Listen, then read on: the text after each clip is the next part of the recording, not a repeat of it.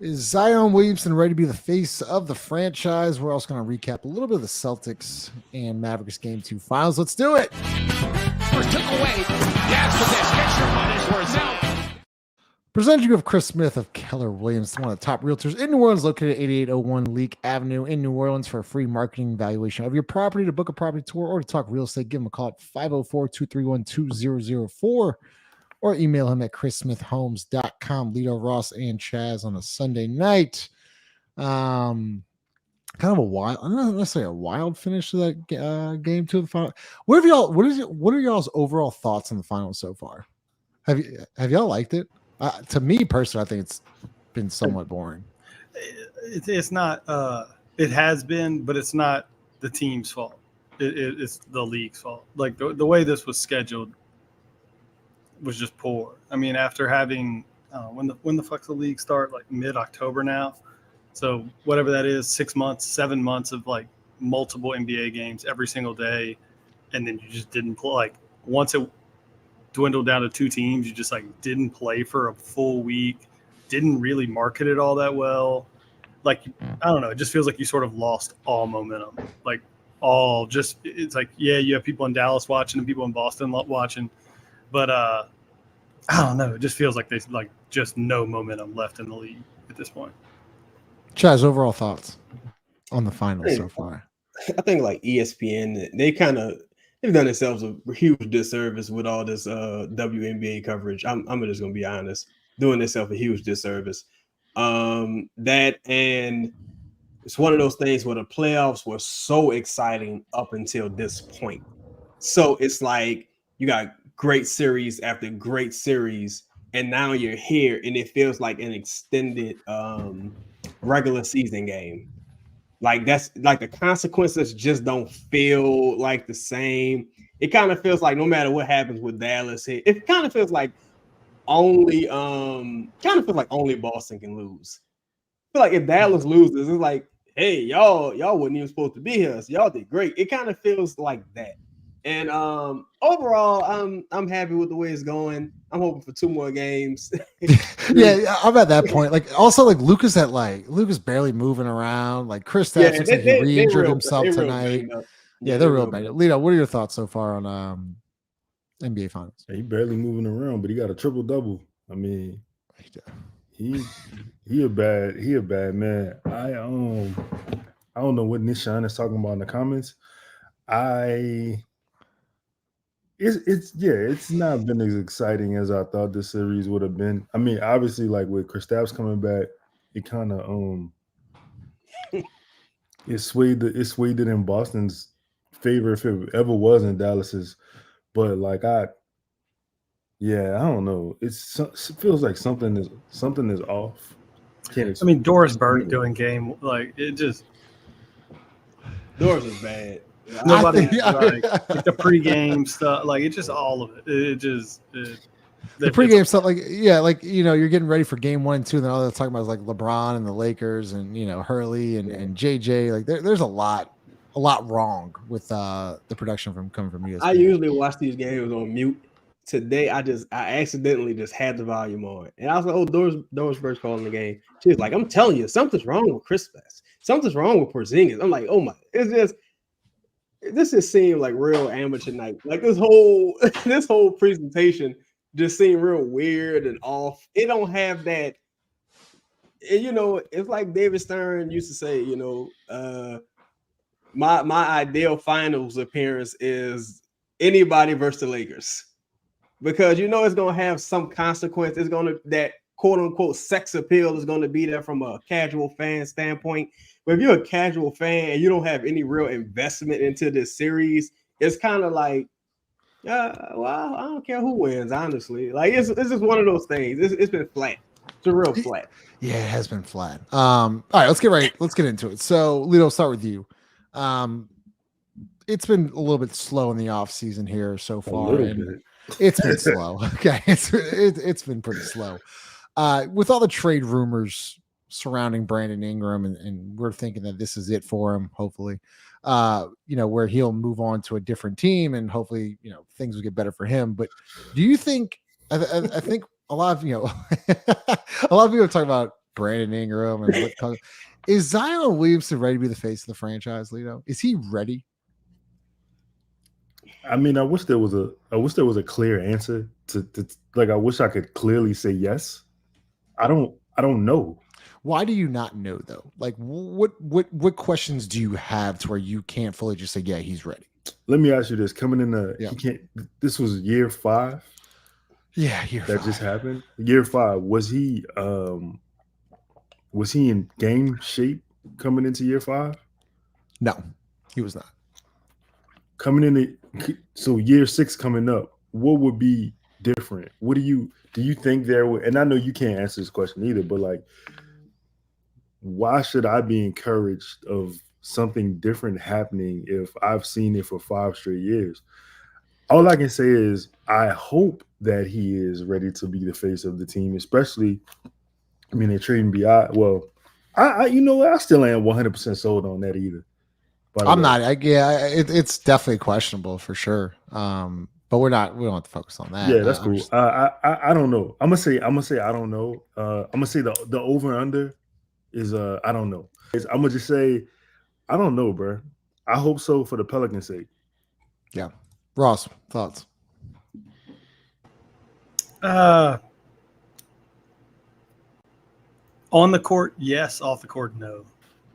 Like I still hadn't seen. I mean, I've said this from the jump. His personality is not like alpha dog, loud, assertive. Like that just isn't him, and I don't think you can like turn someone into that. I just don't think human nature. I think like he just is who he is. I think on the court he's absolutely ready. I thought you saw at times this year when. I mean, I saw him take a huge step. I saw him do things defensively that I didn't think like he was going to be capable of doing. I thought he took a huge step forward defensively.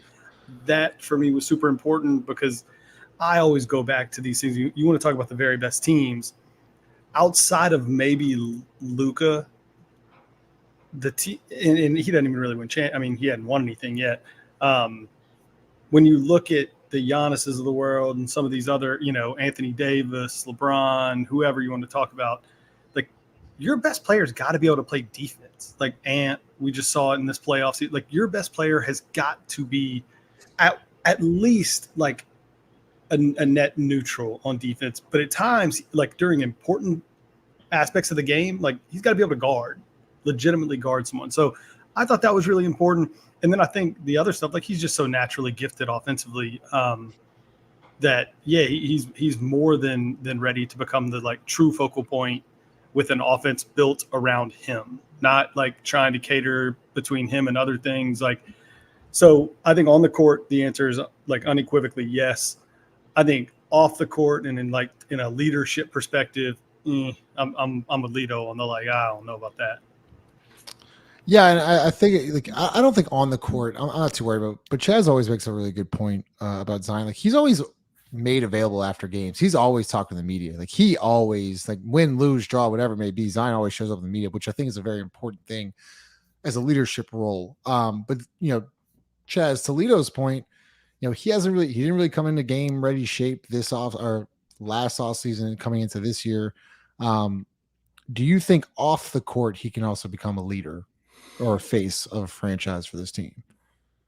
I think the term face of the franchise is a little layered because he's already the face of the franchise. Like, no one's coming to see Otis. That just is what it is. No one's coming to see Otis, bro.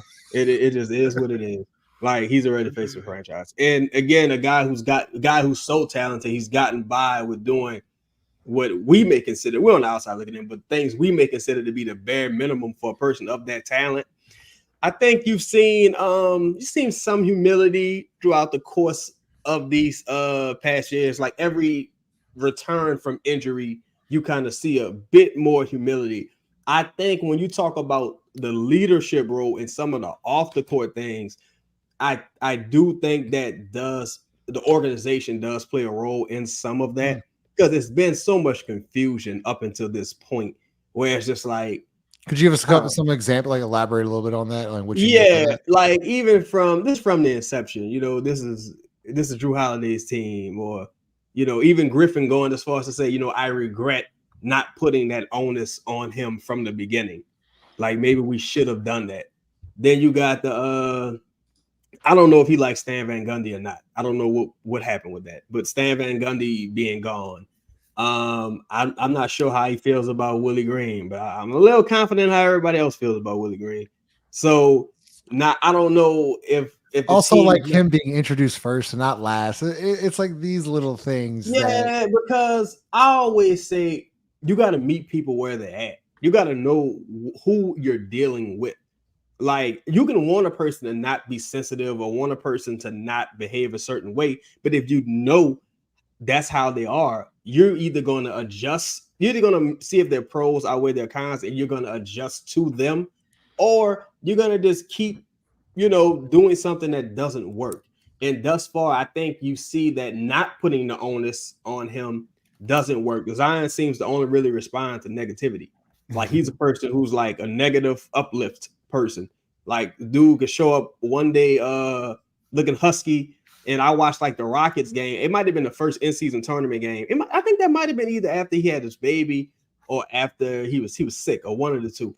Motherfucker showed up looking incredible, and I'm like, damn, how is he this? But him knowing that he's capable of doing that, that's the person that you have to stay on. You have to be like a drill sergeant with this guy. And thus far, I think like maybe they just don't have the personnel to consistently hold him accountable. Shout out to Teaspoon, but no, you need it got to be a dog. It got to be a dog. It got to be a killer. It got to be someone he respects, who's played at this game at a super high level. I'm talking about the NBA. Played in the NBA. Teresa Witherspoon, WNBA Hall of Fame, incredible career. Played in the NBA at a high level, who's going to hold him accountable, because otherwise he's not going to hear Griff talk about all that family shit. He's not going to want to go do yoga with Brandon and CJ and Jose. Not going to want to go to none of these Diddy parties. He's going to want to, he only going to want to be around his family, his people, and he going to listen to a dog. Like, that's all he going to want to do. Like, so you got to meet him where he's at, in my opinion. Go ahead, Lito. Hey, to Chaz's point, I totally agree. I don't know if the chat can see my name, but I'm a big fan of hate. He needs some hate in his life. He needs a vet in the locker room to totally just like tell him exactly how it is, what's going on. Hey man, you look bad. Right. You look bad. Like what's going on in your life? You know what I'm saying? The Pelicans got a bunch of choir boys. They got a bunch of I'm not gonna say that. They got a bunch of dudes who just nice. Because that could have just went off the rails. Yeah. This whole show would have been canceled. Like, try to cancel it 15,000 times. Go ahead. Got a lot of dudes with birthdays this month. Happy birthday, Fi. Hey, I straight up feel like they just so nice, bro. It's no way. Listen, everybody up here has done something in some capacity as a team. Dog, if I'm on that team and Zion show up looking like a stepdad, he gonna hear from me. There's no way you out here looking like. Do you think George past his prime, and you think I'm not about to sit here with my dog? You go hit it. Do you think no one in the locker room has said anything or confronted him at all? Leo, you don't think Larry Nance or CJ McCollum? Nobody he respects. Like, even CJ say, like, I think he listens to me. I think he appreciates my perspective, but still, it's just when you're just talking about just levels as far as like damn, CJ, I can roll out of bed no better than you. It's just like people with that mentality they got to hit rock bottom every time. And when they hit rock bottom, you got to be there to stomp a motherfucker out. You got to be there to constantly tell them what they're doing isn't good enough. Because that's the only thing some people respond to, like, to be real. And I think he's a guy like that. Like even like somebody said Russell Westbrook and Rondo. Like Russell Westbrook would like destroy Zion Williamson. Like Rondo would destroy. And I think even some other, I was about to say DeMarcus Cousins, like even like a DeMarcus Cousins, like a leader like that. And Ross, and my next point here in the notes is like accountability, right? And in my notes is like, can Zion hold others accountable? And I'm thinking to myself, like, just listening to y'all talk, it's like, wait a second, who's holding Zion accountable, right? And I think that's probably the biggest problem in this franchise from top to bottom, is that there is not really any accountability, right? No way your star player should be showing up out of shape every year, coming into game one, and just all the questions that have surrounded him in his last 5 years. Luka and Jokic show up fat every season too. I don't want to hear that though. I don't want to hear that. Yeah, I do. That's fine. Luka's been in a Western Conference final and now an NBA final in the last twice in the last 4 years. Like, okay, Jokic just won an NBA championship. Like, I don't want to hear that. Like these guys have won playoff series multiple. So like, yes, they can show up a little out of shape, because guess what? Those guys are going to show up and they're going to carry their team no matter what. Besides last year for Luka, they're going to carry them to multiple playoff series wins every single year. That's my thing. Zion hasn't done anything. So if Luka and Jokic want to show up fat, fine. You can. You've done it. But Zion has no reason to show up out of shape. Yeah, the problem, and it goes to your point that he's not being held accountable, but for those same reasons, this is why, to kind of bring this thing full circle, this is why I say that, like, I don't know that he's like ready to be whatever you're referring to as the face of the franchise. Like, yeah, to Chaz's point, he already is that, but not in the way that like you're asking the question. Like, right. You're asking, can he be the face of a team that wins something? Yeah. And I don't know that I'm like ready to say that about him for all of the stuff we're talking about right now. Like, who can Zion hold accountable? Like, what can he? I think it sounds like people actually like Zion, like as a person. Just like you don't really hear. I mean, Lonzo, I think, just even had something like earlier this week I read where Lonzo was like called Zion like the coolest teammate he's ever had or the funniest teammate or something like that. Mm-hmm. And so it's like you never hear anybody say anything bad about the guy. And to me, that's almost a negative in this sense. Like, you never hear anyone be like, nah, he's pushing people too hard, or like, dude's an asshole, or whatever. Like, he's probably just a good old dude, like nice guy to hang out with, get a beer with or whatever. Like, I don't know that he's built to like. Luka looks to me, Luka looks like an asshole. That's what he looks just watching games. He looks like a prick to me. Wow. He just does. Like Jalen Brunson doesn't seem like a super like friendly guy to me. Like, there are just certain guys that I'm like, yeah, that dude's here to fucking win and step on your throat if he can, and if he has to step on your throat first, you might prefer that. I just don't get that from Zion. Like, I think he loves playing basketball, but I just don't know that he's the type of like face of the franchise leader that you're asking. I don't think he had that kind of drive. My bad, Chad. I don't think he does. No, go ahead.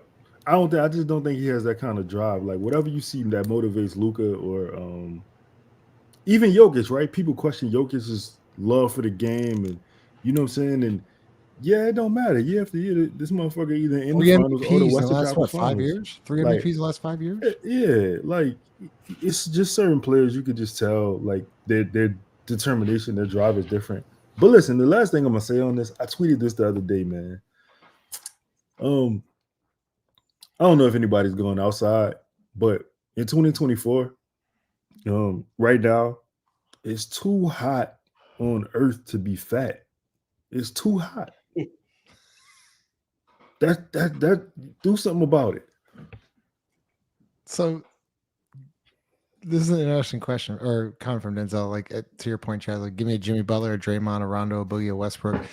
He needs someone to get on him. Hell, even Dylan Brooks, believe it or not, that's what he needs. What are your thoughts on that comment? I think just like with his defense, I feel like my issue with him, even more than like coming into camp out of shape, while it would be incredibly ideal I don't care if he plays his way into shape, as long as I knew he was going to be healthy, because his floor is so high that it kind of makes it like, well, fuck, like this dude coming off of his worst season, 64% at the rim, 34% between 5 and 9 feet. This is like career lows with some of this shit. And you're like, well, damn, how is he still 64% at the rim? How is he rebound has been bad, 5 assists? Like his floor is higher than some guys' ceilings, is what I'm saying. And that's kind of the issue, to where it's like, well, if he stays healthy, I count on his trajectory to continue to go where it needs to go. To me, him being out of shape is like, whatever. Like you clearly got some kind of issue with your maintenance and food or whatever, your nutrition or what have you. I'm just like, to me, he came into camp out of shape this year and played more games than he played last year when he was in incredible shape coming into camp. Hey, so one of the Chaz, to your point, I'm sorry to cut you off, but like the year, the Stan Van Gundy year, he was like out of shape the entire year. He looked crazy. He had like over 60 plus games. Yeah, he looked crazy. But to me, it's all about just staying in shape, bro. And I've seen this 3 seasons in a row now. Well, take the foot season out, but when this man's given the keys to the organization, the keys to the offense, that all of those leadership qualities tend to like show. The post games, be it contrived or not. Him talking to Jen, like, go watch this post game after that Phoenix game. Go watch it after that Warriors game. That's a leader. That's the leader. But what happens is you can't get all the class clowns sitting next to each other in the class. Because if you ask me, there's only 2 people on this team where accountability, because I'm guilty of this myself, saying there's no accountability. And to be honest, it's only 2 people who don't have any accountability, and that is Zion and Brandon. To me, Trey fucks up, Trey going to sit down. Jonas fucks up, Jonas going to sit down. Even Larry ain't good enough to even fuck up. But Larry out there, Larry going to sit down somewhere. Like, everyone has some sort of accountability with the exception of those 2. So that tells me y'all 2 are central to the problem. And one of you just a lot better than the other one. So one of y'all got to go. So, to me, that's what it boils down to. And I think you'll see everybody kind of like mature a bit. Because they be like, yo, this shit is real. Like, they're going to mature a bit, I believe. You bring up a good point, Chaz. Like, I also have noticed that, and I was thinking about that, like after the Phoenix game, even when, what game was it when he was like, I love when, they talk shit and like he just went off. I forget what game it was. Was it this season? Yes. He's saying like the post game to Chen. He's like, I love that shit. I love when they talk competitive shit. That competitive shit, like whatever it was, but like he was the guy. I just think I'm interested to see if the franchise will actually, lean into Zion Williamson. I mean, Lito, do you think, do you think if he's the guy with Brandon out, like he will then take over that role? Like, do you think he can actually, do it? Because we've seen glimpses of it. We see him like, hey, you're the guy, and Brandon's been out in street clothes. Like he's taking this team to multiple big time wins, especially on the road. I mean, he had 40 against LA. There are moments there where you see it. I don't know. I don't think Brandon's going to be out. You really don't think so? I mean, what have you seen that would show you differently that they, you know what I'm saying? Like they would move, like, bro. Well, I mean, David Griffin said major changes are coming, right? Like, he could be talking about the practice facility. Like, you just never know with him. He didn't give you any indication that like he was talking about a player. He could be talking about the on-street parking for the team. He never said major roster movement. I don't think that. Okay, for instance, right? All right, we talking basketball. You see the roster construction. You see who is on the team. You have a slow-footed center in Jonas, right? Your counter move is to sign Cody Zeller. So I guess I just don't see the winning attitude. Like, where did this come from in the offseason going into year 6? Why has it not been there throughout this whole time. You could have traded Lonzo for Lowry, back then. No, you got Garrett Temple and Satoransky. Why would I believe that you would then turn around and trade a guy who you basically love? They love Brandon. Because it doesn't work, maybe? Is that enough reason? They won 49 games. Yeah, I understand they've won 49 games. I got them 9th in the West. I'm sorry, 8th in the West? No.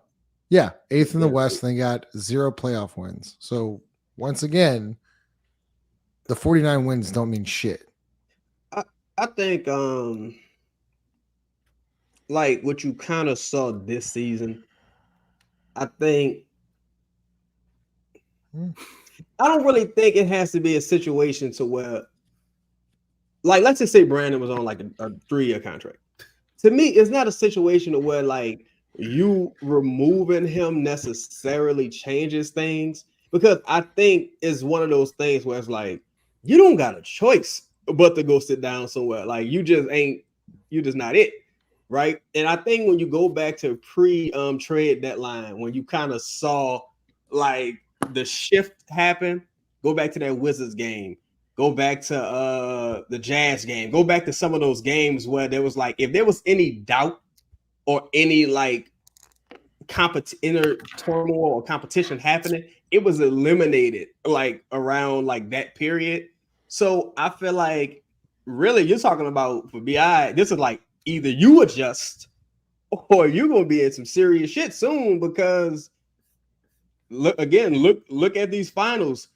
Who plays like Brandon in these finals? Like, there's not one player that plays like Brandon. There's not one player that plays like Brandon. Tonight, Jason Tatum did a spin around jumper in the fourth, and Doris Burke was like, "Why would you even take that shot? A spin around fucking fadeaway in the fourth quarter in the clutch? What's the matter with you?" And it's like, exactly. So that's the like no one does that. So, but Chaz, not like you're saying, no one does, like no one plays like the Pelicans do throughout these like Western Conference Finals, Eastern Conference Finals, and the finals. Like I'm watching the Pacers, and I'm watching the Mavericks, I'm watching the Celtics, I'm even watching the Knicks. Like it's just such a drastic play style, and that's what I think drives me insane. Yeah. And I think the play style though. That's it's get the ball, Brett. We have to somehow give the ball to Brandon Ingram. Like that's the play style when he's playing. When he's not playing, it's Zion Williamson, and we just go and we play. Like Lito, when we went on that West Coast trip and we played the Suns, the Kings, the Warriors. I forget who the other team was, and we didn't. Kings. It was the Kings. It was the Kings. We played Portland as well. It was and Portland. So went 5-0 or whatever. It was 4-1, 5-0. Did you think they played a different style of basketball with Zion Williamson at the helm? Did you think so? Absolutely, yeah. Like was it pretty blatant to you? Would you say like, I could take this, like, or was it completely like blatant? It was blatant. Okay, so I'll ask this to Ross then. Like I guess we're talking back to Brandon Ingram. How can you then be like, I see that how successful this is.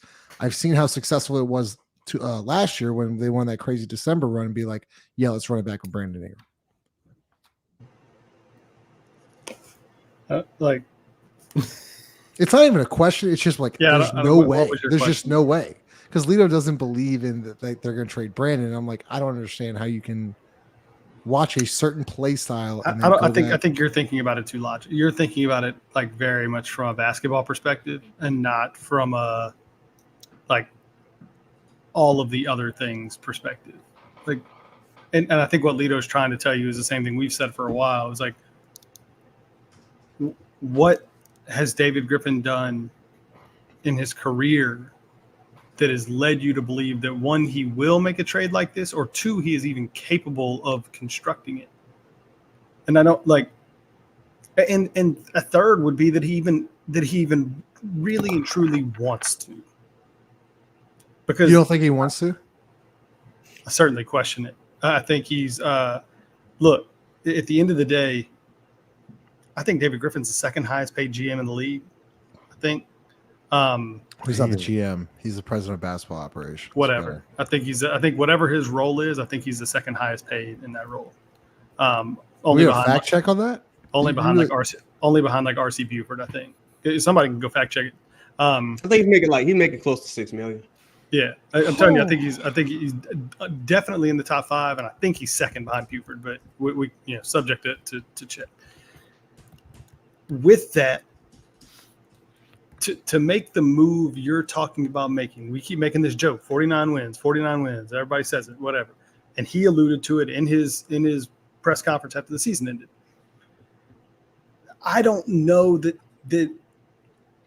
he wants to invite the level of risk that comes with changing something. Like, that's going to involve putting some chips on the table. We haven't put any chips on. What chips have we put on the table since he's been here? Honest question. The only one I could think about, like, it wouldn't even really, like, Josh Hart was like, when we signed him to that contract, he was going to be traded no matter what. Nikhil Alexander-Walker, like, wasn't necessarily. There was no chips. Nikhil was awful when he was here. He was awful. And we've had these, plethora of picks and have really not moved. And you haven't. And what have you not done? You haven't moved any of the first round picks. None of them, because doing that allows you to sit back and say, but look at this. But look what we have next year. Just keep looking down the road. Keep looking down the road. Keep looking down the road. Because he doesn't want to invite any risk into the game. And so until I see him actually put some chips on the table, I have no faith that he'll actually do it. Like, it's easy to say, again, to Lito's point, what was the stupid ass word? This is going to be an off season of whatever you fucking change, major, yeah, whatever, like, whatever. Well, but he said the same stuff at the All-Star break every year. We're going to go out there and look for ways to make this team better. We're going to do this, that, and the other. Nothing ever happens because I think he doesn't want to put any chips on the table, because what happens when you do that? Now your job is on the line. Now your job's in question. Right now, he can sit back and say, well, I mean, we won 49 games. It wasn't my fault Zion got hurt. I mean, if he doesn't get hurt, I mean, hell, we were all sitting here saying we thought we had a chance against OKC in the first round if Zion didn't get hurt. So maybe we're the idiots, right? So, like, this is what I'm saying. I just don't, like, I don't know that I have the belief that he'll actually do anything.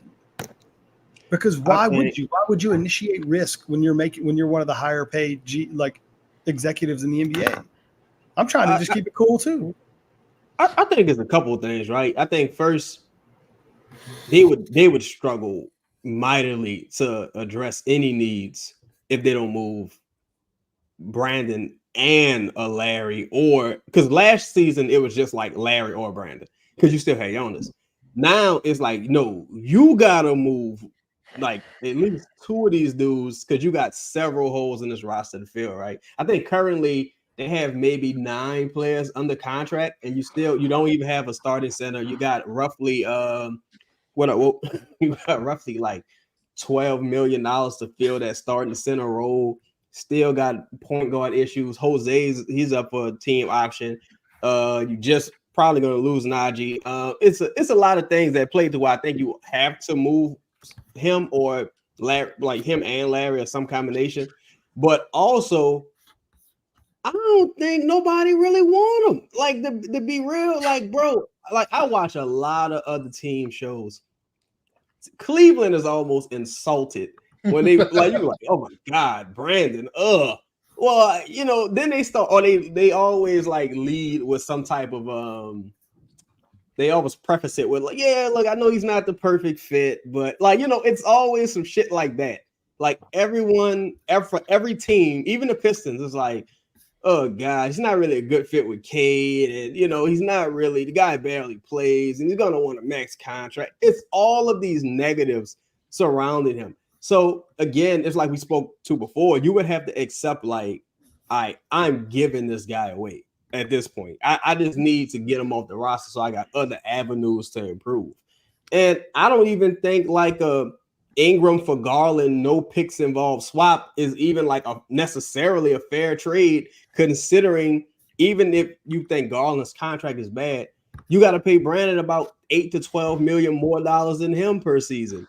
So it's such a bad contract such a bad thing and such an undesirable player at this juncture that it's like, what do you do? Like, you know what I'm saying? What do? You got to just call Philly and be like, give me all your future picks, and you can have this dude and like just take him. Like that's just how you got to be at this point. Look, and I don't think they got the guts to do that. wait, I want to go this way. I'm gonna go to Ross and Leo, but like shout out to Dylan, who posed this question on Twitter or X tonight, saying like, I got a question. If Detroit offers you Jaden Ivey, Isaiah Stewart in the 5th for Brandon Ingram, are y'all taking that? I'm like y'all gotta really like that's a like, these are the offers. Like I would like to get Durant too, and Dylan goes like, yeah, like I like him too, but like they're gonna offer Isaiah Stewart. Like, of course they are. Like, I just think these are some of the offers realistically you're going to be seeing. But go ahead, Lito, or go ahead, Ross and Lito. No, I agree with Chaz. I know we've argued about it a lot. Like I don't think there's really a market for him. I do think that's part of the reason like you're not really here. I mean, you're seeing some like mock, some hypothetical trades, whatever. That shit's always floating around the internet. But I think this is tough. You waited too long. Like you waited a year too long to do this, and you let a player's contract. He's now only got 1 year left on this. It's very clear what he wants in terms of an extension, and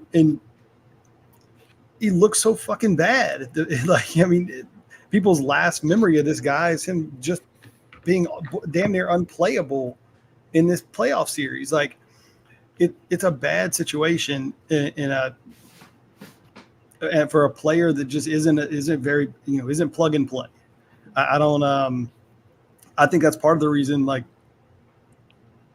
I'd say it's 50-50 that he's back here next year at worst.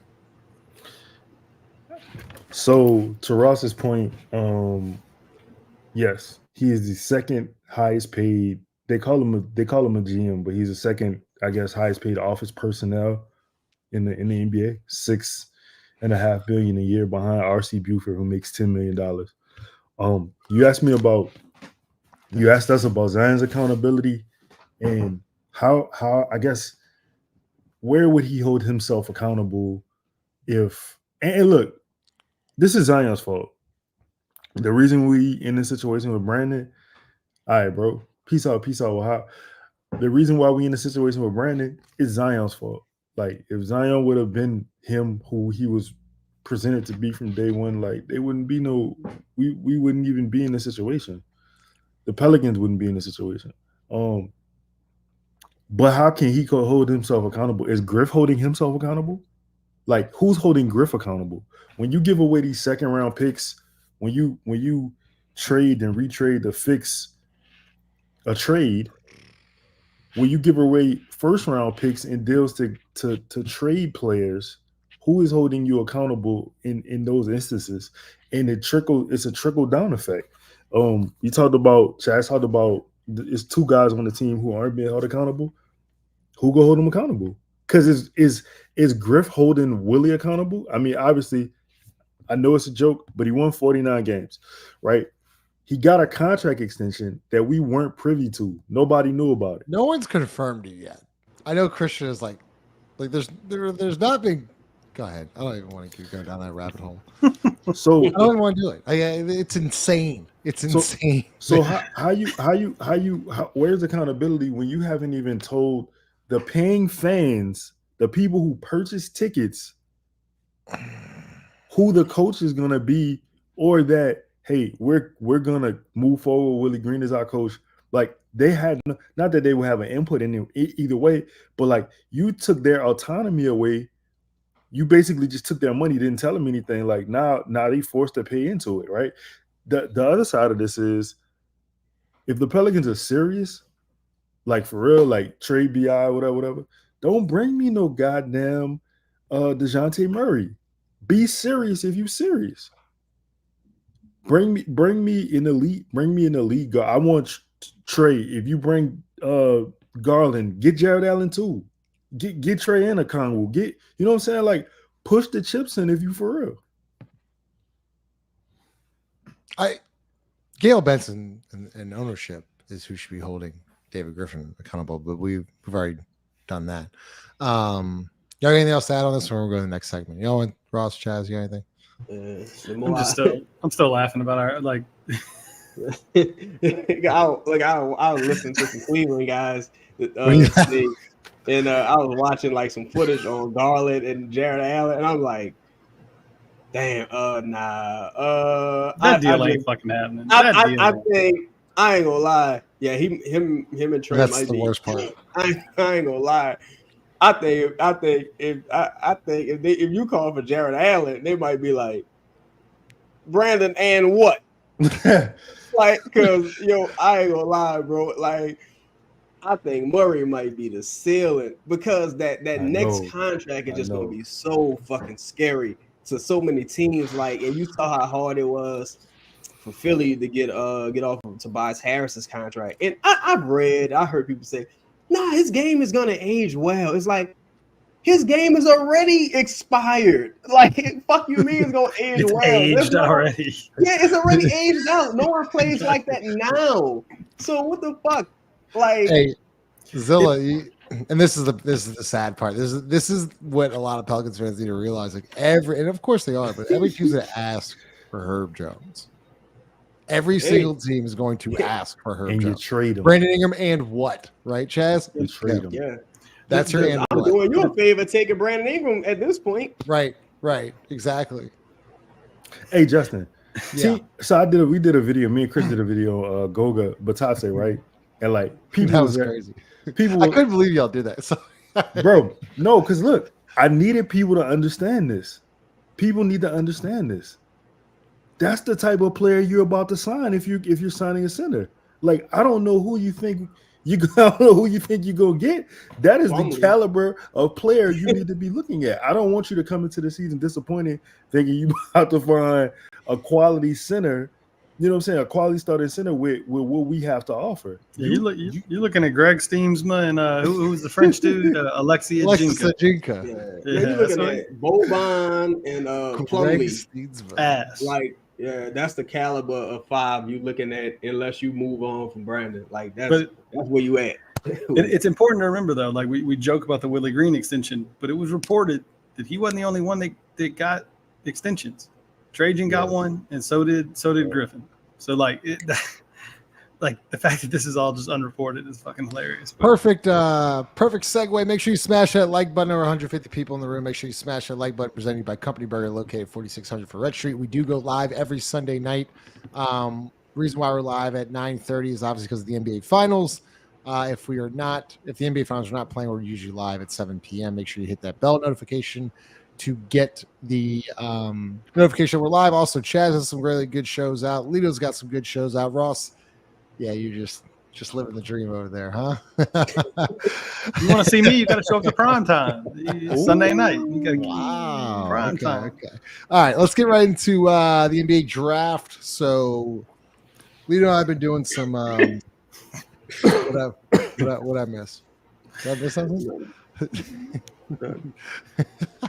Trash team Super Bowl. Justin, this isn't going to be an off-season of complacency. This is not going to be a summer of complacency. This is a summer to get better. We got to talk about Zach Edey. Ross, we did some stuff on Zach Edey. Is there any chance that the Pelicans get him at 21, or they have to trade up for him? I'm serious. This is what I know. This is the reality of the situation. Like, do I want to talk about this? No, but we have to talk about it. Prime time songs. I think I hadn't looked at too many mock drafts, to be totally honest. I think someone will probably draft him before 21. I would think. It's projected to go 9 through 19 is what I saw the latest. Yeah, that sounds about right. Especially given the lack of like top end talent in this draft. Someone like there's still value. I think he still does some things that are valuable. No, he ain't getting to 21. You got to move. And like the idea of moving up for Zach Edey is like, we don't have a center on the fucking roster. Dude, we don't have a center on the roster. Lito and Chris had to do a show on Gaga. What are you gonna move? Goga. What are you gonna move up with? That's like what are you gonna plethora of picks, right? We got picks. We got picks for days. Oh, that's crazy, bro. Griff treating the Pelicans like Suge at Death Row. He all in the videos. He all in the post game conferences. Ain't nothing happening. I like Edey a lot, man. But I think if you look at the mold or the make of the type of center that the Pelicans were interested in this past draft in Lively, they could look for, or even the Jackson Hayes pick, they could look for another rim running guy with great athleticism. Even though Edey has shown some really solid lateral quickness and things of that nature. Personally, I think you should get him because he's box office. Think you get a dude like that off the bench, give you a quick 10 and 7, like, and go sit him down. Like, that's what you need a guy like that for, right? But I think if I'm the Pelicans, man, I try to draft 2 bigs this summer because I think they're in a very dire position where we're I've seen a couple other people say this, but I'm like, man, the worst thing you could do is presume some fucking ladder draft pick rookie is going to start for you at center at one of the most difficult positions in the league, and you haven't shown a propensity to like develop bigs. I don't even think we have a big development department or no shit like that. Like, I don't think they ever replaced Hansen. Remember Hansen used to work with AD? I don't think they ever even replaced that guy. He's in Minnesota, right? Yeah, I believe he's in Minnesota. So I think if you go ahead and get you a guard, we need that guy. He was untradeable. Yeah. Remember that? No, that was crazy. I didn't believe that David Griffin said that Willie Hernangomez was untradeable, and then I saw, and like he actually said that. Griff. You know what's funny about Griff? He's a real slick guy. Griff really should have been like living in a different time. Griff is a man of the 70s, because what he really means is I can't trade this motherfucker. No one. I tried. I told.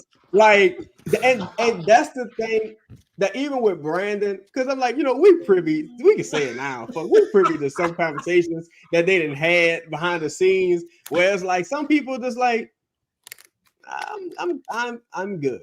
Like, with certain, even with JV, I'm good. Before the season started, you couldn't trade JV for Jared Allen and JV and Dyson for Jared Allen before the season started. Now Dyson coming off a terrible fucking season, sophomore season. This motherfucker only 20 years old. He's only 20 years old. Bad? How you play that bad and have the audacity, the unmitigated fucking gall to have a sophomore slump as bad as you played your freshman year? There should be a flogging for what I had to endure this season with that motherfucker. But still, he probably playing in the summer league, and that's gonna be a damn shame. You think he's gonna play the summer league? Oh yeah, I saw Austin Rivers playing several summer leagues, and he's better than Dyson offensively. He's better. That motherfucker better play in summer league. Yeah, Dyson. Y'all really think Dyson Daniels gonna play in summer league his third year? Dyson better shoot up to 6'10", 220. And play in the summer league at the fucking backup 4 or 5. Dyson will be flipping burgers at Kangaroo Crunch in Australia somewhere. Crazy. And that motherfucker stinks. Print the shirt. What? Yeah, that motherfucker stinks. Justin, my bad, Chaz. No, you good. Like, you can't give some of these people away, bro. Like, and that's the downside. That's why you shouldn't draft some of these people. That's why, like, if you don't. We kind of live all over the place, but if you don't believe in Dyson, if you do believe in Dyson, trade her. If you don't believe in Dyson, trade him now before it gets worse. Like, just trade him now before it gets worse. Like let's move on from some of these guys. There's so many. Jose is always hurt, so you still need a backup point guard, and he's situational at best. You don't know CJ's reliability because of age. Had a couple of lung injuries. Brandon, if you keep him, he's always hurt. Zion's always hurt. You don't got JV no more, so you lost your scapegoat. Now you got Larry, who happens to be always hurt. Carlo, I don't know where the fuck he is. EJ, wasted second round pick. Carlo's at the Kangaroo Crunch. Like, what is that? All these dudes at they at the Kangaroo Crunch, flipping burgers, flipping. No, fuck burgers, making flapjacks. They don't even serve meat at the Kangaroo Crunch. They at the Kangaroo Crunch making flapjacks and hash browns. Flapjacks and hash browns at the fucking Kangaroo Crunch. And They don't have a this fryer. is terrible, bro. They don't have a They fryer. got pulling, Okay, pulling wombats out the air fryer. What were you Oh, gonna say? God. What were you gonna say, Lito? Dog, what has he accomplished to not play in summer league? What Bro, the if hell? I'm him, I'd be like, nah, I'm not playing. For, who? It's like a senior, boy, it's like a senior playing JV. Boy, It's like a senior I would, playing JV. I would look at It's him. like a senior playing JV basketball. If you say can't if you were play. Dyson, you wouldn't play. Yeah, Nah, like, nah, I'm good. no way. Bro, you JV though. What are you talking about? You are JV. I'm a lottery pick. What are you talking about? I'm eighth overall. What you Justin, mean? hold on. Let's hold on. Let's go through this. Hey, let's just play a role real quick, right? Hey, Dyson, sending you to summer league this year. Oh, Go ahead, Justin. Respond. Go ahead. No, I'm not. Boy, get the fuck out of here. Get the fuck out. But that's Griff's ball. This is his baby. Like that's one of the Who? Dyson? they drafted that man 6 overall or whatever it was. Justin, is no way that man, bro. That man don't have the. He does not have the. Bro, his offense is JV. He can't dribble. What you mean you're not gonna play in summer league? you know the worst thing about Dyson game? Well, first, if I'm Griff and Dyson tell me he not playing, I tell him, all right, newsflash, bud. you either playing or I'm suspending you for lack of participation. It's something stupid. I'm getting you out the game. Like when you drastically you have a dire need to stop SGA in the playoffs, you don't even throw Dyson out there. Just run him out there, see what he got. You just set him the fuck down. And so I think they try to get rid of Dyson, honestly. You I have think to, Chaz. Of course they but are. here's the thing. They've been trying for 2 years. How do you want to? Look, to Inferno's point, you see him playing more pickup than anybody on the team. That is a fact. That is a fact. I know y'all see Chet Holmgren working out with Bol and Kevin Durant. Like Dyson got a YMCA. Like he don't even got like a YMCA offense. He's out there. He's playing pickup with Dellavedova. Yeah, in the gym next to the Kangaroo Crunch. we were trying to talk about Zach Edey and then it led to Dyson Daniels. While we're talking about shitty college centers, I did at one point see somebody say we would maybe be interested in taking that guy from Baylor. Baylor has a center. Yeah. I don't remember the young man's name, but I recall watching a Baylor game either in the conference championship or maybe I don't know if they made the turn, whatever it was, and them saying they had 2 guys that were like a threat to be in the lottery. I think they might have a guard that was at the time like a threat to be in the lottery too, and then this center. And I, for the life of me, couldn't figure out who the center that they could possibly be referring to was. This young man was so bad at basketball that I was like, surely not this guy. Surely not this guy. So if we draft him, Lito and I were gonna do a film breakdown on him, and his film was too boring, so we actually just skipped over him. I'm telling you, I'm watching pregame. They're like, "Ooh, Baylor's got this exciting team. 2 guys that are a threat to be drafted in the lottery." I'm like, "That's draft anybody." I mean, like this guy, he's terrible. You know who he plays like? He plays like Jerome Williams, the junkyard dog. That's what you wasting a lottery pick on. He got. I say this. He has a motor. He tracks the ball well in the air. He's a good shot blocker. Dog, offensively,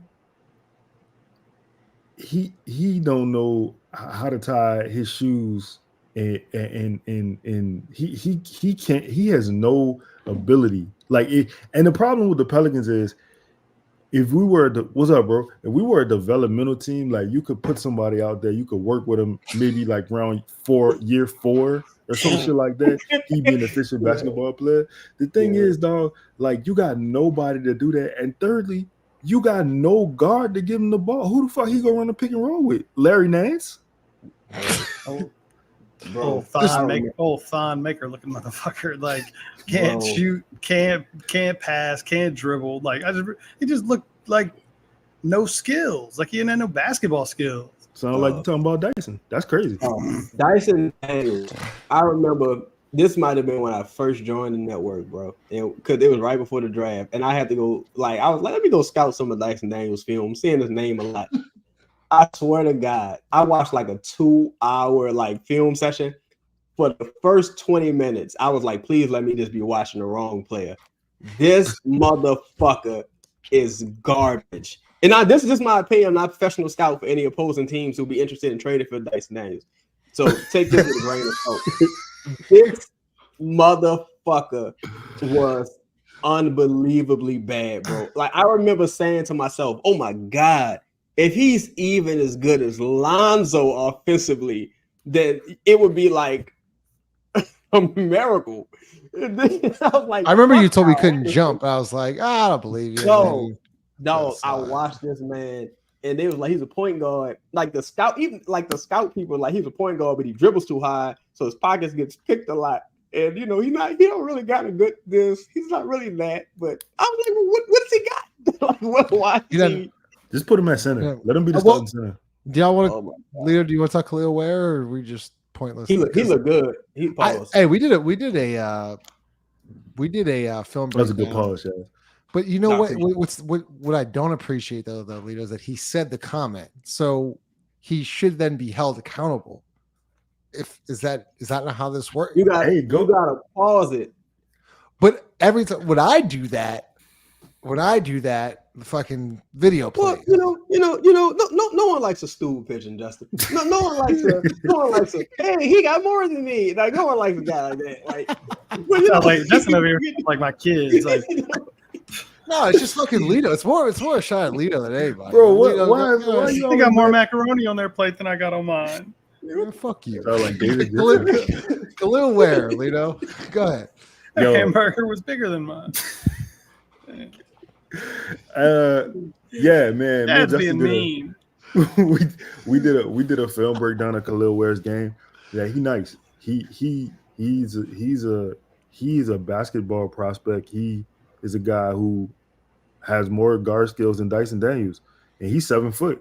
So you know what I'm saying? Like he's very comfortable on the left block. He going right every time. Like no ifs, ands, or buts about it. But he plays defense. He got a really good looking three. There's no way he gets to us, yo. There's no way. No, I told Justin that. I told Justin that in the video. There's no chance. He's going top 15 easy. Bro, he lottery. I don't think he's top 10. Bro. You think he's top 5? I don't think he's top 5, but there's no way he's outside. I think at least by 12 he gone. Yeah, that's why it's not even worth wasting y'all's time on. That's why I really, when I revisited everything, if depending on what the Pistons decide to do, that's why I do think Duren could be an option.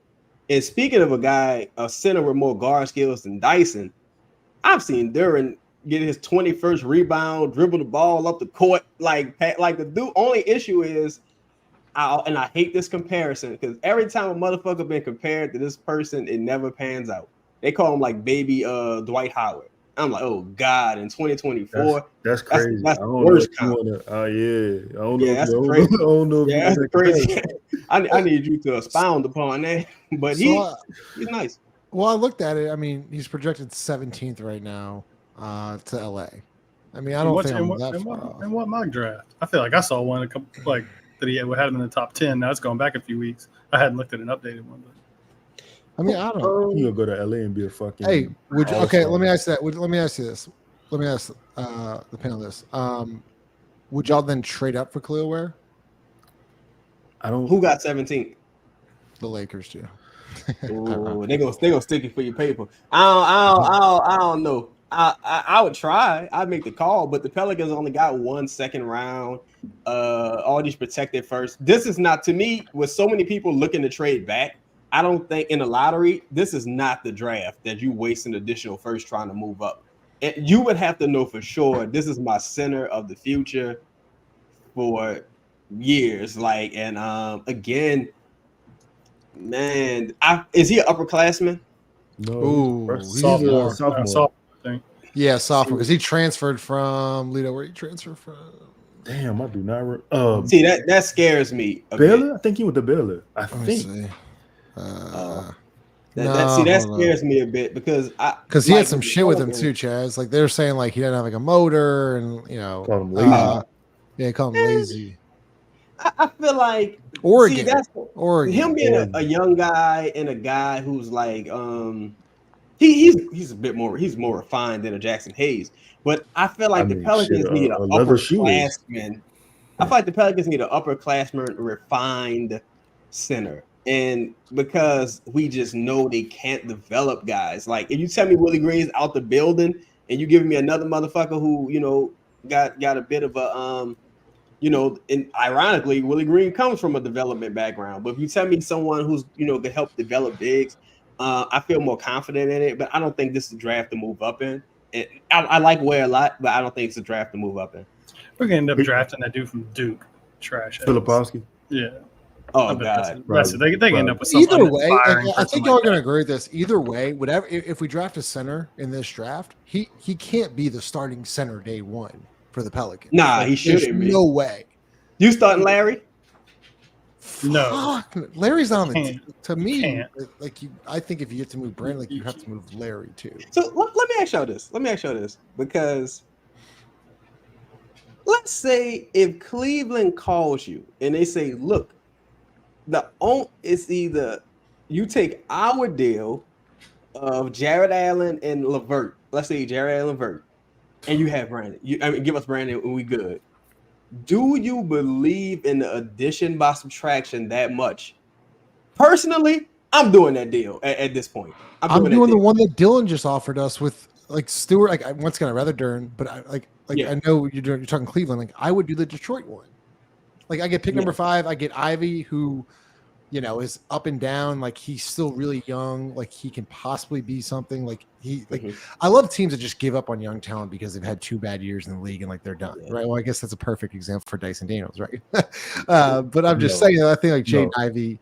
I would love to take just so much more than Dyson though. Yeah, I would say I would love to have Ivy in that, and then you get Isaiah Stewart, whatever. Like, get your thoughts on that, and then I get number 5. Like, I feel like you can play like. I just don't think Karis LeVert and Jared Allen for Brandon. Like, to me, it's not as bad because I had to really think about this because I didn't like the idea of Jared Allen being the centerpiece in a trade like that. No pun intended. But then I had to really think. I'm like, well, Jared Allen is a lot closer to being an all-star than Brandon is. For one. For 2, that contract's incredible. For 3, it's a rapidly expiring contract. So if you want to flip this all-star big with some salary or with CJ, with whoever to make your next move, then you still can do that. But like, dog, in this NBA, again, watching the finals, it's just not. I understand what Griff said as far as like, well, right now you don't just build a team around one motherfucker. You need at least 2 all-star caliber players. Totally understand that. But you don't got that. So you gotta go find a path to even get that. And right now you don't have it. What? Let me ask you this. I highly doubt that this would be something that's reasonable. But that's a good question. What about a Brandon Ingram and Draymond Green based swap? Brandon for Draymond? I do that in a heartbeat. Are you fucking kidding me? In a heartbeat. I'd do it. Here's the thing, like y'all, like I don't think I'm talking about Draymond Green, the leader. I think Draymond Green, the leader, and like I think he would change his organization, like just like that. Not only that, now I don't know the fit. I have no idea about the fit. I don't really necessarily even care about the fit. I just know that Draymond. You want to talk about accountability, but we literally talked about for 30 minutes. Like that dude. Yeah, Golden State wouldn't do it, but Golden State wouldn't do it. But I feel like Draymond's a player who. He's a guy whose game is gonna age well. Like it's already aging well. Because Draymond been old about 10 years now. Because Draymond will get everybody in the right position, Chaz. Like he will legitimately just direct and just like literally he'll get Zion in the best position, he'll get CJ in the best position, so on and so forth. I'm sorry. We're gonna do fan questions in about 15 minutes. I got that one started, so we'll make sure to answer that one. So appreciate it. Yeah. So look, guys. So we're about an hour in. Make sure you smash that like button. We're about to get the tweet of the week presented by Standard Mortgage. If you're new here, make sure you smash the like button, turn on the bell notification.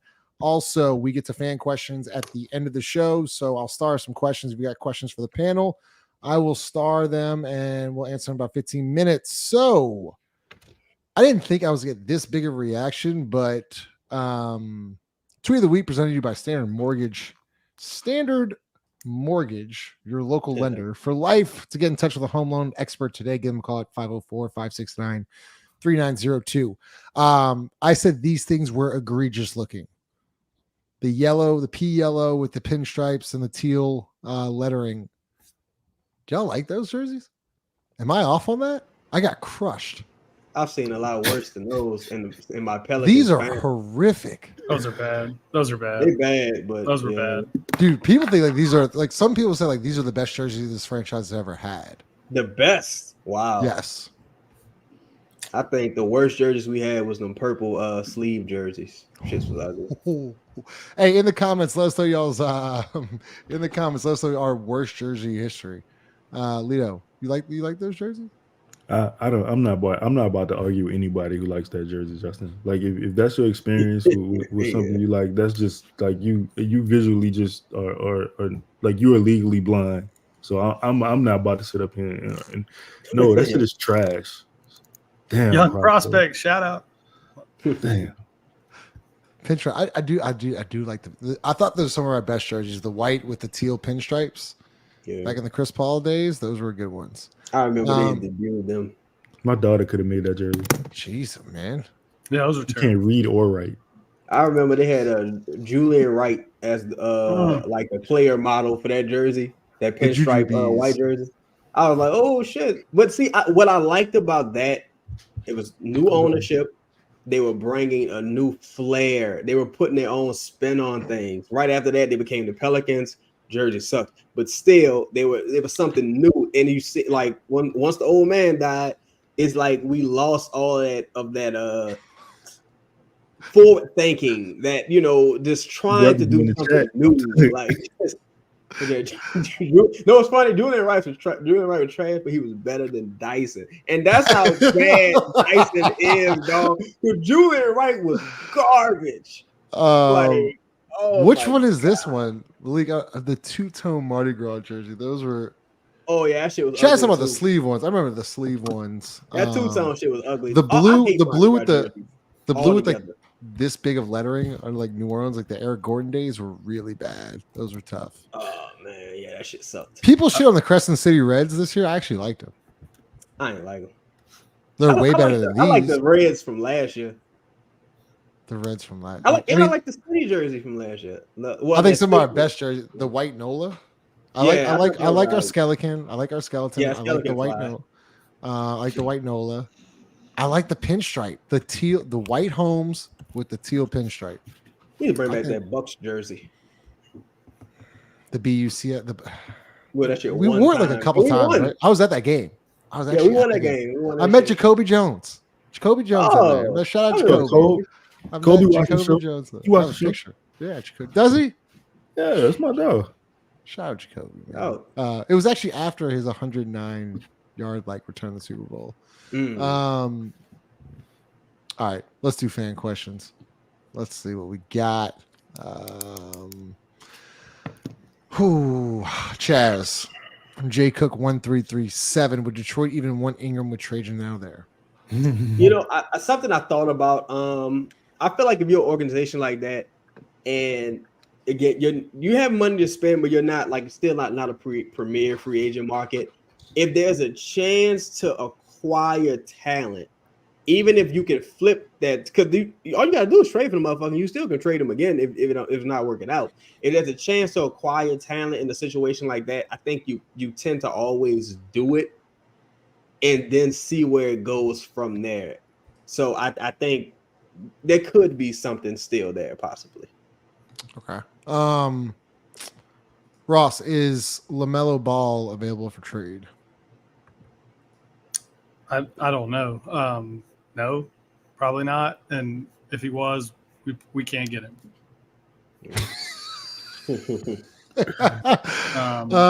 So no. Okay. Lito, when do we actually expect trades to get done? I don't know if you've been watching what I've been saying, Jack, but June 32nd is probably a good day for the Pelicans to make it. Bro, they're not making. Jack, hear me out, Jack. Y'all gonna be so disappointed this offseason, man. Like, and look, I hope I'm wrong.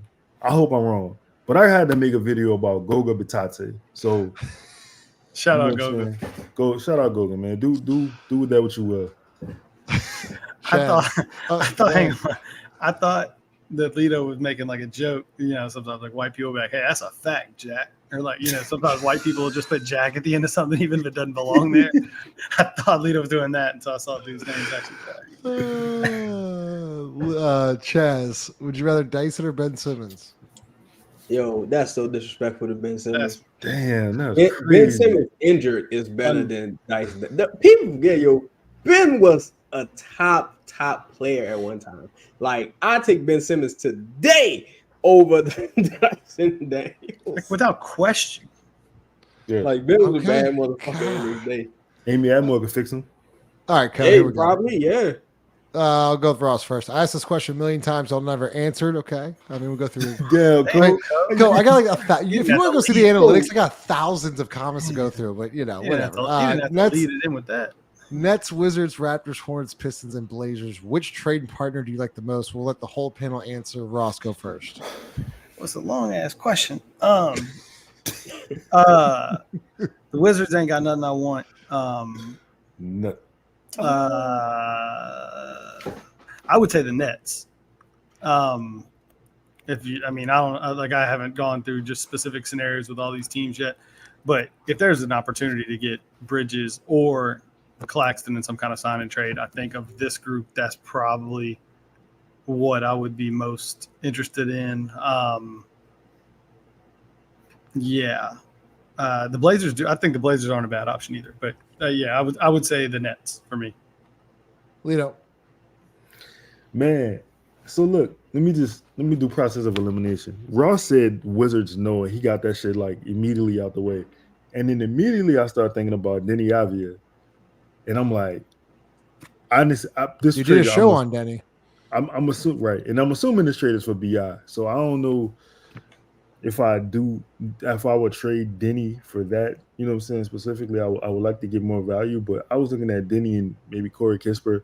I think now if it's Brandon we're trading for, like is either gonna be the Pistons or the shit, man. Maybe the Blazers, maybe the Pistons or the Blazers. I'd probably lean more towards the Pistons. I keep hearing I'll say Blazers and Chaz before we get to Ross and Lito. Who would y'all want from Portland? Oh, I think they have like probably 3 players in theory that would be on the not on the chopping block, but that they would probably be more than willing to move in the right deal this summer. Malcolm Brogdon, Jeremy Grant, DeAndre Ayton, all 3. Simon. I would take, Simons. I would take any of those guys. I mean, they all come with a certain level of warts, but like I think they would all, to a certain extent. I mean, well, let's just go through it real quick while we got time. We don't have a center on the roster. We don't have a center on the roster. I would take DeAndre Ayton because we don't have anybody else anyway. Jeremy Grant, I think, is better than Brandon Ingram. So that's that, and his contract's better. And then Malcolm Brogdon, I think, like fits a role for us. I mean, he's a veteran. He can be a lead guard. He knocks down threes. He plays good defense. He's like a steadying presence. Like these are not sexy players but I don't think you're getting a sexy play, like a sexy trade package for Brandon Ingram. Like you're getting, this is what you're going to get. You're going to have to make it work around the edges. And if it means instead of getting some young player that you have to develop, we can't develop players anyway. So I don't know why we keep talking about wanting to trade for young players, but if for me, I'm trying to get in a Brandon trade. I've said this a million times. I'm trying to get a starting center. And if I can get more than that, and if that means taking on a couple of years of like quality veterans, like I'm down for that. Yeah. I'm trying to get flippable contracts too. Like that's kind of where I'm at, like with Ross. Like, so for me, it would be the Nets and Pistons. And because I've always heard that the Blazers don't like Brandon. And that's the reason why only reason why I say that. But for the Nets, I'll see if I can get Cam Johnson and Thomas, and maybe I'll give them something and try to get Sharp. If I can get those 3, like to me, that's a steal. To me, you robbed and that's blind. But if I get those three, then it'll be the Pistons. And what I'm really trying to get from the Pistons is a large enough trade exception that I can get some talent back in the event. Like if Atlanta really wants to move Murray and they can't find nothing great and all they want back is to shed some salary, cool. I trade for him into the exception, try to get Duren in 5. Like, and if I get Ivy, great. If I don't, whatever. I just want this trade exception. Really, if they came to me with Duren and 5, I don't need Ivy. Duren and a $30+ million trade exception and pick 5 for Brandon, I'd do that shit in a heartbeat. Starting level center and a big trade. Like before you go to the next person, like because I know I've seen people say that in the chat, and I've heard Chaz say it. Like if I'm the Pistons, I'm not doing that deal. And to be honest with you, I'm not even thinking that hard. Like I'm not even thinking that long on it. I'm not doing that deal. Why would I do? I've got a million reasons why I wouldn't do that deal, and the only reason I would is under some like guise of, well, Brandon at one point was an all-star, and like maybe he sells some tickets or something, but he's only there for a season. Like I just can't, it's hard for me to come up with reasons why if I'm Detroit, I'd do that deal. Like probably if you Trajan, you probably could just say, well, look, this is a dysfunctional building. And it's so dysfunctional, I'm sure it's bled down. Because I mean, I've seen that it's bled down. And I can fix it. In Detroit, I'm gonna be able to fix it. We got ownership that cares. They gave me a blank check. They're giving me all the cachet, to do what I need to do. And I can fix this. I can make it work. And that's the only. And your first move is that? Second move. It's like, well, we don't know if they're going to keep Monty or not. But yeah, that could be a third move. Peak or to look at. Hey, if they lose Monty, James Borrego right there too, hey. That's gonna be interesting. Yep. From Fred, y'all trying to trade CJ Lito? Fred, I don't know if you knew here. I'll trade anybody, dog. Like I'll trade anybody. So yeah, if you present a deal, I saw you were saying you're Orlando Magic, so I think you're a Magic fan. So, hey, yeah, send an offer. What's crazy to me is I know they're interested in Clay. CJ way better than Clay at this stage in Clay career. Way better. Ross from Matt Moe. We need to get Jalen Smith. Matt Moe. Shout out to whatever that bar was around Tulane's campus that had a drink called the Orlando Magic. By the way. Really? Why would they have a real thing? I don't know. It was that shitty bar. It was that shitty bar next to Bruno's. TJ Quills? TJ Quills. They might if it's still there, they probably still got a drink called the Orlando Magic. Shout out yeah, shout out TJ Quills. There's not a question here. Yes. I'm not sure. I don't know whether.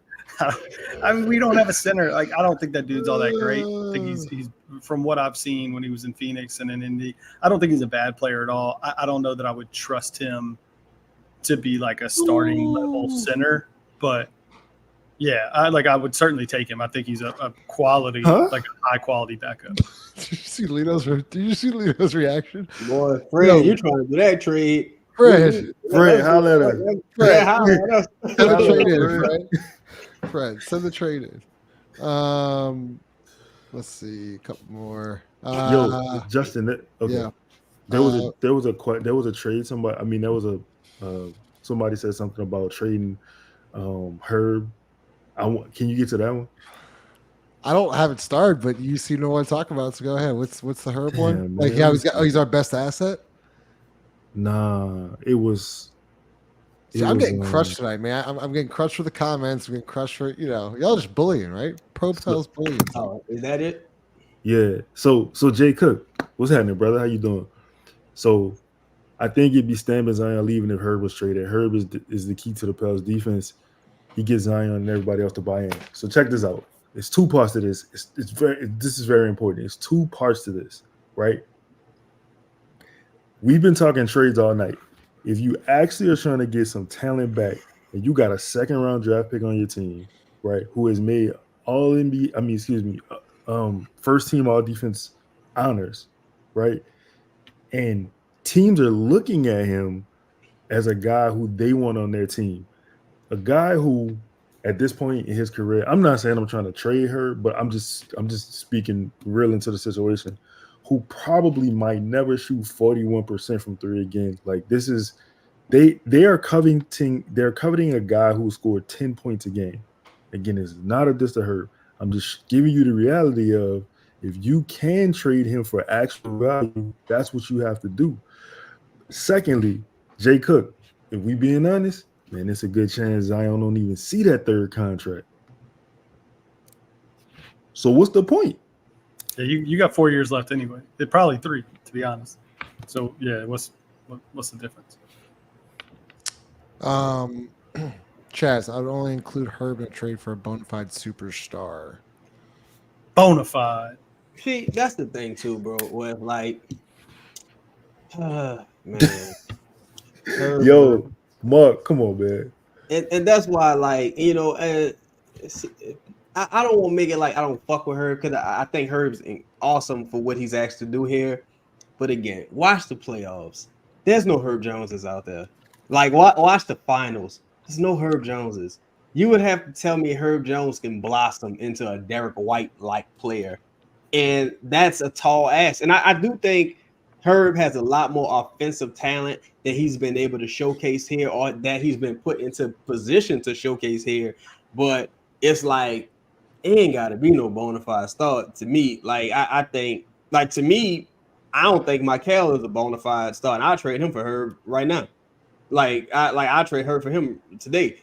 And it's like, I trade her for Jared Allen today, just because it's like, I just don't see where the next step for Herb is, and I like Herb a lot. Ideally, I would not like to trade him. I would prefer, you know, another coach help him fulfill his potential. SEC Player of the Year. Was he Player of the Year? Yeah, he was. No, huh? He was. If I'm not mistaken, he was the conference. Let me see. Can I have like, because I see a lot of people saying this thing about our defense, and I just want to give, like, there are multiple ways to build a functional defense. Like, it doesn't have to involve a Herb Jones. I'll give you a really functional example.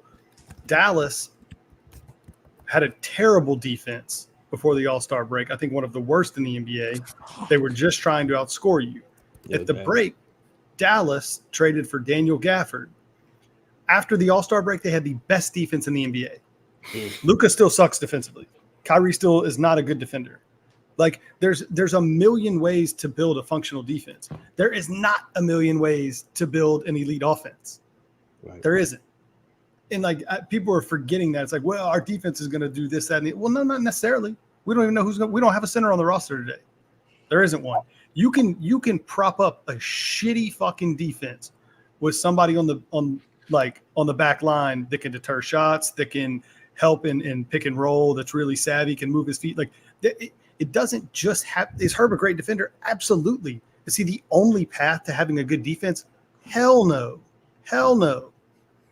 And generally, when teams have one guy who's the main, like, stalwart on defense, they're not a good defense until all they have. Like, obviously they'll never be the Celtics, but like, bro, there's so many people who can play defense, and that's like how the NBA goes.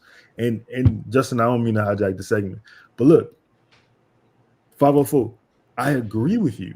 I think he has room to grow offensively. I think there is potential in his game. I'm not saying he's never going to average 15 points a game, but what I will say to you is this: it's not going to happen under Willie Green. And that's the other issue of it. If you think he has room to grow, right, another team will buy into that because they probably have to allocate the resources, the development, in order to get him. They can include him more in the actions. What does Herb do here? He just sits in the corner. And again, I'm not advocating for Herb Jones, trading Herb Jones. I'm with 5. I mean, I'm Lord, y'all still looking like Chaz. I'm sorry. I'm with Chaz. That's not what I want to do. But I'm saying, in response to people who saying we want to get a superstar, we want an all-star caliber player back, you're gonna have to include Herb into that kind of deal. And as time goes on, it's like Herb would be if Herb is the entree to acquiring a superstar level talent player or whatever. You ain't really got no sweeteners to attach. Like at this point, it's like we really don't have the like that's how I spoke about this before. The Pelicans war chest and all that shit is grossly overstated. Pelicans don't really have a ton of tradable contracts. You're talking about Herb and Hawkins and something else good. And like that's the starting point of building an attractive trade package for the Pelicans to even go get a superstar. Brandon's not included in that. You know what I'm saying? Unless you trade in Zion. Zion's not included in that. CJ's probably not included in that neither. So you're talking about Herb and Hawkins, and then you got to add something else good. I don't think Herb, like, I think, saying that, oh, I would trade Herb if it was for a superstar. It's like, yeah, I mean, wouldn't we all? But it's like you would have to, you ain't got the thing to it. You got the wings, but you ain't got no fucking plane. That's the thing. You got the wings to the plane. Hey, now you need the plane to go with it. And that's Chaz, was it you that made the it was either you or Ross. You said it last week where I think it was Jay McDaniels had like career year, got paid, and then that dip. They had that dip this year in 3-point percentage points per game, so on and so forth. Like, listen, I think I'm probably the biggest Herb Jones fan out of the panel. Like, I absolutely love him. But he's your, I think someone said in the comments, like he's your best asset, right? And clearly, this core doesn't work, and it's unfortunate you might have to sacrifice Herb Jones. But you might come to a point where, like, there's a question: would you include Herb Jones in a Trae Young package? Dog. If that was an option, go ahead, Lito. No. My bad. I listen. Who are we talking about? The question was Herb Jones and a Trae Young package. Who asked that question? Somebody in the chat asked. Mm-hmm. Oh, okay, go ahead. I thought somebody. I don't know where it is. Talking about second. No, someone said in the comments. You have to change the name, like for people. I think for people to like really put it in perspective, because it's fair. Like, yeah, I've seen other people in the chat say like, yeah, but Herb Jones is like, home, all this stuff. Like, change his name. If you were the Bulls, Philip Sanders. If you were the Bulls, would the Bulls trade Caruso for Trae Young? Would Minnesota trade Jaden McDaniels for whatever all-star that you can come up with? Like do it on that level, and I think it becomes really obvious what the answer to those questions is. Like, I think Herb Jones is a great player that can fit on a championship team. I think we are all like drastically overvaluing Herb's like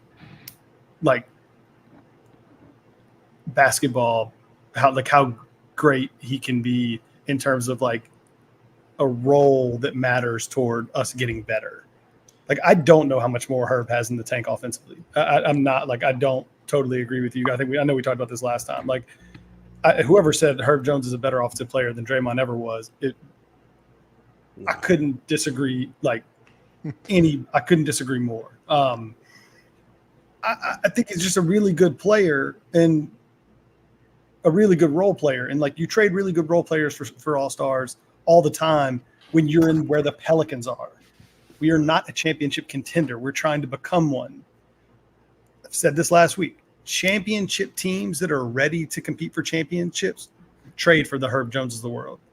Teams that are in the play-in game trade away Herb Joneses to try to get another star or someone that could turn into a star so that you can ultimately get into that conversation. Then you go hunting for your own Herb Jones of the world. Like, Herb Jones is not leading us to something more than he led us to this year. I'm sorry that's the reality. That's a big ass, Trey. That's a huge Dre, 15 points per game is. Dre, that's what we saying. That's what we saying, Dre. You think that's going to happen? Dre, how does it go? Dre, how is that going to happen here? Give me the path to making it happen. And I'm saying in regards to how the Pelicans play basketball. I'm not saying I wish Herb could average 20 points a game. I wish. You know what I'm saying? But people in hell also want ice water. We just can't have these things, Dre. And I think that I don't know, bro. I don't know. Like I love Herb Jones. I love his game. I wish I didn't have to trade him. But I'm saying again, if y'all saying a path to a superstar, all-star caliber player, look. Here's the other thing, and this shouldn't all be on her, but in the playoffs, only thing that matters is the guys. The guys matter. I said this tonight. Derrick Jones could make 13 3-pointers, and Boston would be like, we don't give a fuck. we don't care. You could make 20 of them. They still not go guard in the same. And guys like Derrick Jones, whatever his name is, Herb Jones, Jaden McDaniels in the playoffs, it's not gonna matter. They could shoot 50% on the season. It's not gonna matter in the playoffs. You go play them all the same. They go dare him to take that shot. So then you left with, can Herb Jones beat us? I think also too, man, like if the Pelicans do fill the positions of need being guard and center, let's say hypothetically, they traded for Darius Garland and Jared Allen. That's it. Just Brandon alone got you that, hypothetically. You kind of with Herb, like what, the 6th man now? He the 7th man? Like what are you, because Trey Murphy's starting. So what do you really do with Herb? But I will also say so much of that is dependent upon what's acceptable in a Brandon Ingram trade. Now, if you do a trade with the Pistons, hypothetically, if you do this Nets trade, hypothetically, and it's like, because the Nets not going to want Herb and Brandon, like, they got McCall. So if you do those trades and you're willing to take back just mid-level salary, maybe a first, you know what I'm saying? You're just willing to take back those, like, adequate players who got potential to be really good. Cam Johnson was really good at one time. Cam Thomas is boom or bust, but he's shown himself to be solid at times. Lightning bolt off the bench, which you need. And then you don't have to trade a Herb Jones unless you're attaching a Herb Jones to a less distressed asset in CJ McCollum when you're going for your big deal. And by that time, you don't need Cam Johnson and Herb Jones. You know what I'm saying? That's too much wing depth at that point. Like you don't need all those guys. You don't need Dyson.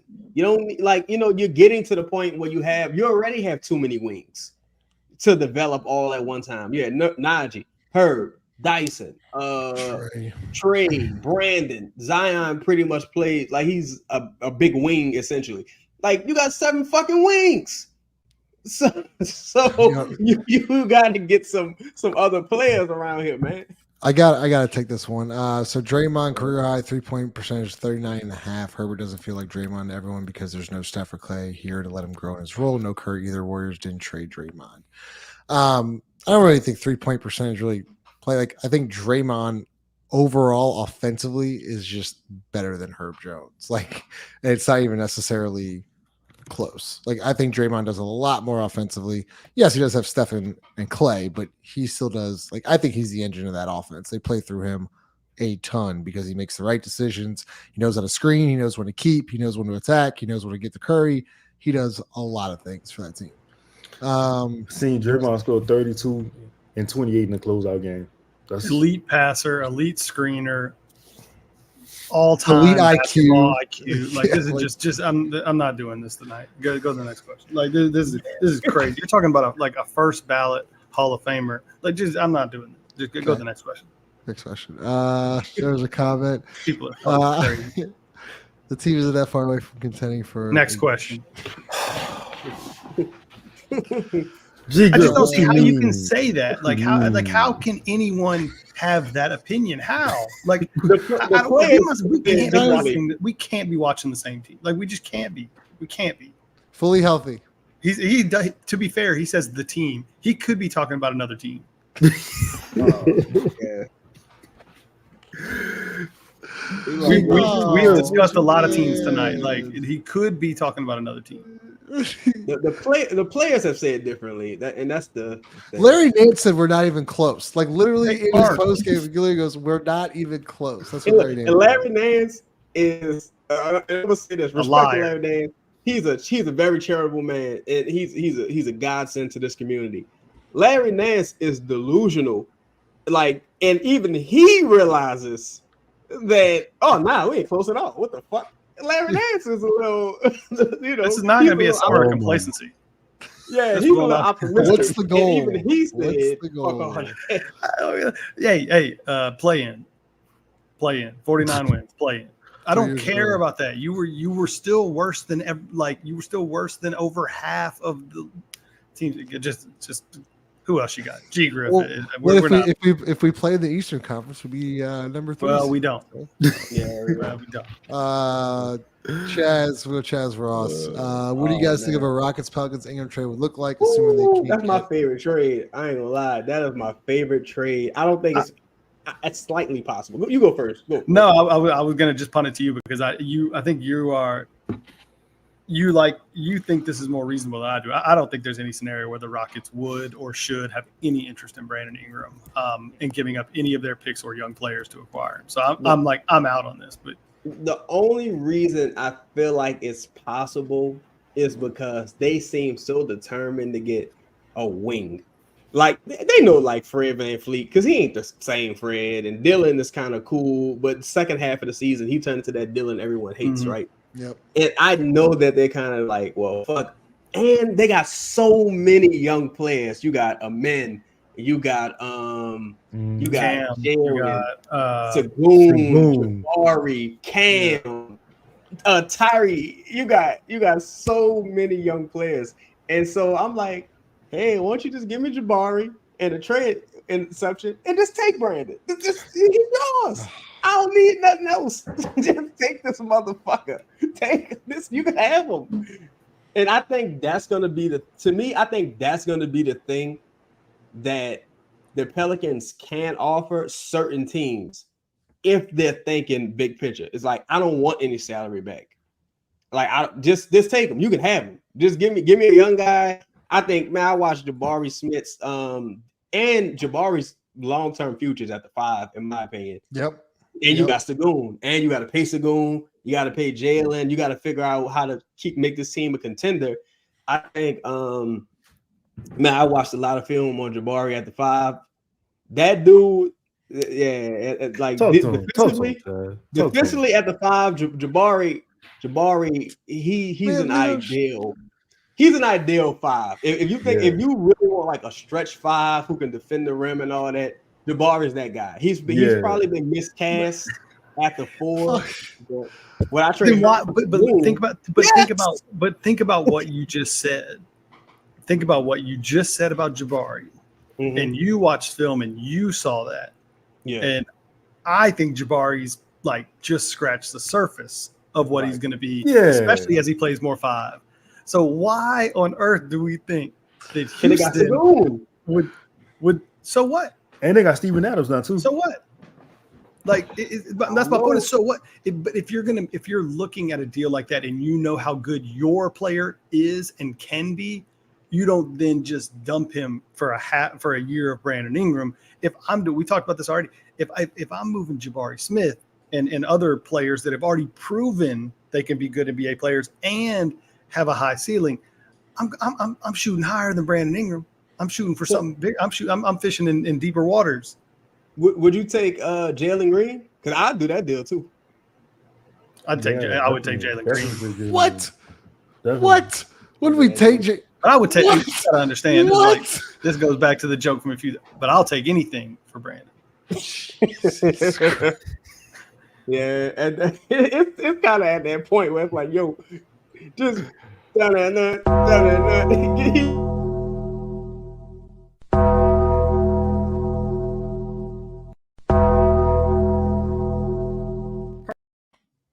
Yeah, bro. But see, on the real, I'll call like, look, I give you 21 and a future first for Jabari and that $40 million trade exception. Well, it wouldn't be 40. It'd be like 30 something. $30 million trade exception. Like, let's just do it. Like, come on, Houston. Like, I'll fly them out there to you.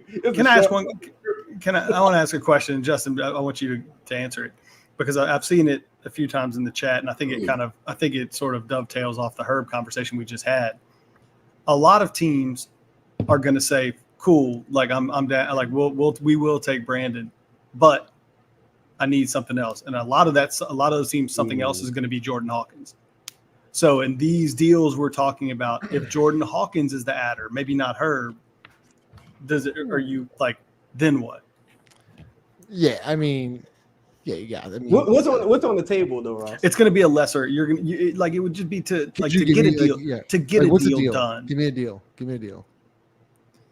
Like Garland? Like to get Garland. If it was, hey, all right, cool, fine, we'll take Do I Brandon. get Jared Allen there? Do I get Jared Allen? Or... Oh, no, they're just not doing that. Like they're not doing that deal. I think like these deals we're talking about, the ones Chaz said, where it's like Murray or like just for one player, that one player, Jared Allen, whoever it is. All right, cool, yeah, but I need Hawkins too. To get you a starting center, are you willing to throw in Hawkins? Dog. I'll probably say no. No, not a starting center. Because center's like, I'll probably say no. Nah. Just What kind of because starting center you talking about? You talking about a rotational center or like Even if it's not a starting center, just the deals that we've been like discussed. So the Detroit one that you guys all like. What if you have to throw Hawkins into that to get it done?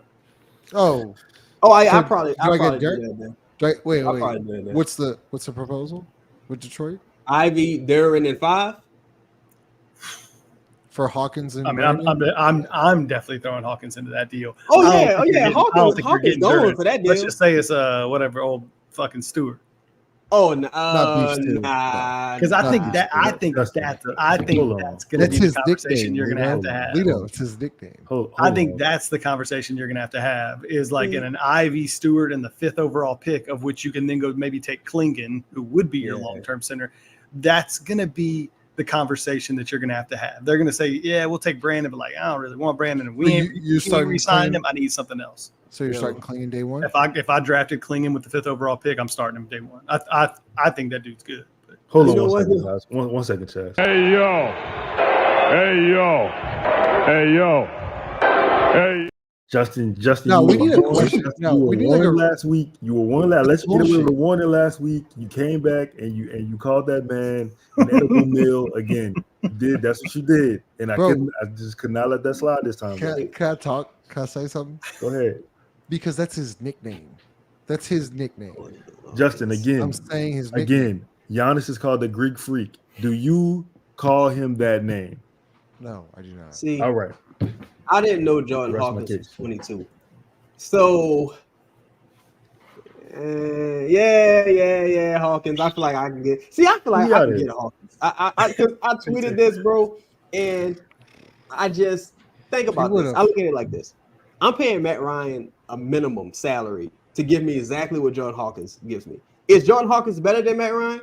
Absolutely, but do I need to get better a lot faster? Can I easily replace Jordan Hawkins? Absolutely. So in that scenario, if I can move off Hawkins and Brandon and get like Ivy and Duran and a huge trade exception plus the 5th pick, yeah, Hawkins been real, brother. It's been real. I agree. You gotta get out of here.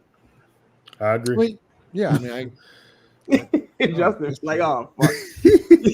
It looked like we just heard Justin. By the end of the show, we're gonna have Herb and Hawkins off the team, and Justin's gonna I'll be out. Yeah, I don't know what to do. Justin was like a kid on Christmas with no presents. This is fine. Okay.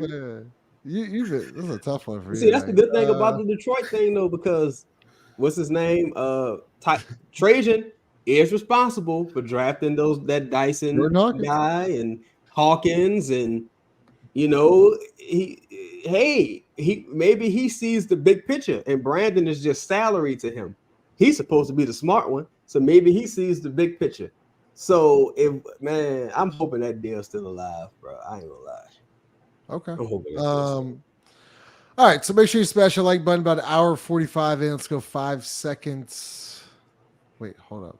Yeah, there we go. 5 seconds with Lito starting right now. Audio Jungle.